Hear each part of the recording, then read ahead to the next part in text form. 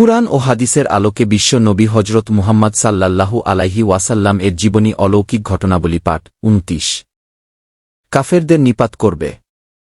কিন্তু যখন হজরত নবী করিম সাল্লাল্লাহু আলাইহি ওয়াসাল্লাম এলেন, তখন তারা পরিষ্কারভাবে চিনতে পেরেও তার সাথে সহযোগিতা করল না। ইহুদিদের কয়েক হাজার বছরের কীর্তিকলাপ বিচার বিশ্লেষণ করলে মনে হবে, তাদের চেয়ে অধিক পাজি ও শয়তান জাতি পৃথিবীতে আর নেই। বিনা কারণে তারা আম্বিয়াদের হত্যা করেছে।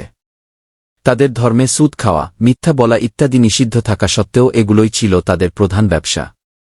আল্লাহ তাআলা বলেন, سمعون للكذب أكلون للسحت وأخذهم الربا وقد نهوا عنه।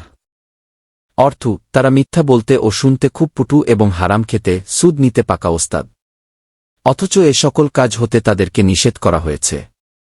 সূরা মাইদা, কোরআন পাকের বিভিন্ন জায়গায় তাদের উপর মহান আল্লাহর অভিশাপের কথা উল্লেখ করা হয়েছে। হজরত ঈসা আলাইহিসসালাম ও অভিশাপ দিয়েছেন তাদেরকে, যা ইনজিলে বর্ণিত আছে। জবুর গ্রন্থে হজরত দাউদ আলাইহিসসালাম ও তাদেরকে লানত দিয়েছেন। সিরাতুন নবী, সারা দুনিয়ার জাতিধর্ম ও দেশের নৈতিক এবং মানসিক অধপতনের এটাই হচ্ছে সংক্ষিপ্ত বর্ণনা। সোজা কথায়, সমস্ত দুনিয়াটাই তখন অন্ধকারে ডুবে গিয়েছিল। অশান্তি ও অরাজকতার আগুন দাউ দাউ করে জ্বলছিল চারদিকে। পৃথিবীর প্রত্যেক মানুষ অধীর হয়ে খুঁজছিল শান্তির আশ্রয় ছিল। নির্যাতিত মানুষ মহান আল্লাহর দরবারে ফরিয়াদ করছিল, হে আল্লাহ, হে মাবুদ, আমরা মরে যাচ্ছি, দুনিয়ার হাওয়া পানি সব বিষাক্ত হয়ে উঠেছে, হে মাবুদ, হে মহান আল্লাহ, আমাদেরকে বাঁচাও, মেহেরবানি করো, বিপন্ন ও অত্যাচারে জর্জরিত দিশাহারা দুনিয়াবাসীকে তুমি রক্ষা করো। দুনিয়ায় এমন অবস্থার সৃষ্টি হলে সে জাতির জন্য আল্লাহর পাক নবী পাঠান। কোন দেশ বা কোনো বিশেষ এক জাতির অধপতন দেখা দিলে আল্লাহ পাক রাব্বুল আলামিন সে দেশে বা সে জাতির জন্য একজন নবী পাঠাতেন। কিন্তু সে অবস্থা আর ছিল না। এখন সারা দুনিয়ায় বিশৃঙ্খলা, অশান্তি, নারীর অসহায়ত্ব আর জাতিতে জাতিতে, গোত্রে গোত্রে হিংসা, ঘৃণা আর ধ্বংসের আগুন দাউ দাউ করে জ্বলছে। তাই সারা বিশ্বের নিরবচ্ছিন্ন কল্যাণ ও মুক্তির লক্ষ্যে সর্বশেষ এবং সর্বশ্রেষ্ঠ বিশ্বনবী আসবেন বলে বহুকাল থেকে সব ধর্মগ্রন্থেই ভবিষ্যদ্বাণী করা হয়েছে এবং তাতে এও ইঙ্গিত করা হয়েছে যে তিনি কলুষিত সমগ্র দুনিয়াটিকে সত্যের পানিতে ধৌত করে দোষমুক্ত করবেন, পবিত্র করবেন। দুনিয়াবাসীর ক্রন্দনে মহান আল্লাহর রহমতের দরিয়ার তরঙ্গ উথলিয়ে উঠল। দুনিয়ার যাবতীয় অনর্থ ও অপকীর্তির মূলে শয়তানের যে দুটি আশ্রয় ছিল, তাদের ধ্বংসের জন্য তিনি দুটি অস্ত্র দিয়ে হজরত নবী করিম সাল্লাল্লাহু আলাইহি ওয়াসাল্লামকে পাঠাবার মনস্থ করলেন। এ দুটি আশ্রয়ের একটি হল মানুষের তৈরি নকল খোদা। এ নকল খোদা কেন্দ্র করে অমানুষিকতার খেলা চলছিল। এদের ধ্বংস করার জন্য তিনি দিলেন একত্ববাদের মূল কলেমায়ে তাইয়েবা, লা ইলাহা ইল্লাল্লাহু মুহাম্মাদুন রাসূলুল্লাহ।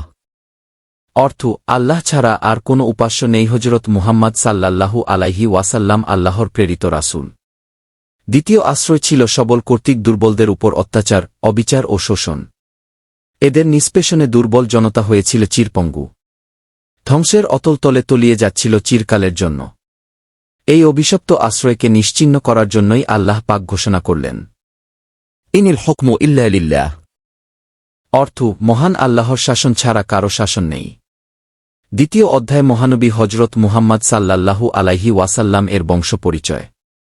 বংশধারা সম্বন্ধীয় আলেমদের মতে হজরত মুহাম্মদ সাল্লাল্লাহু আলাইহি ওয়াসাল্লাম আদনান এর বংশধর। আর আদনান হল হজরত ইসমাইল ইবনে ইব্রাহিম আলাইহিসসাল্লাম এর বংশধর। প্রিয়নবী হজরত মুহাম্মদ সাল্লাল্লাহু আলাইহি ওয়াসাল্লাম নিজের নসবনামা সম্পর্কে এতটুকু এরশাদ করেন, ইন্নাল্লাহা ইসতাফা কিনানাতান মিন ওয়ালাদিন ইসমাঈলা ওয়াসতাফা কুরাইশান মিন কিনানাতান ওয়াসতাফা মিন কুরাইশিন বনি হাশিম ওয়াসতাফানি মিন বনি হাশিম।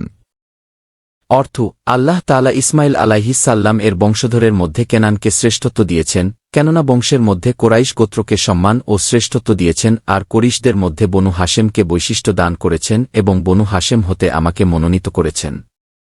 মুসলিম বংশধারা বর্ণনাকারীদের মতে প্রিয়নবী হজরত মুহাম্মদ সাল্লাল্লাহু আলাইহি ওয়াসাল্লাম এর বংশধারা নিম্নরূপ: মুহাম্মদ সাল্লাল্লাহু আলাইহি ওয়াসাল্লাম আব্দুল্লাহ, আব্দুল মুত্তালিব, শায়বা, হাশিম, আব্দে মুনাফ, আল মুগিরা, কুমাই, কিলাব, মুররাহকাব, আলওয়াই, গালিব, ফিহির, মালিক, নায়ার, কুরাইশ, কিনানা, খুয়াইমা, মুদরিকা, ইলিয়াস, মুরনাজ্জার, মাদ।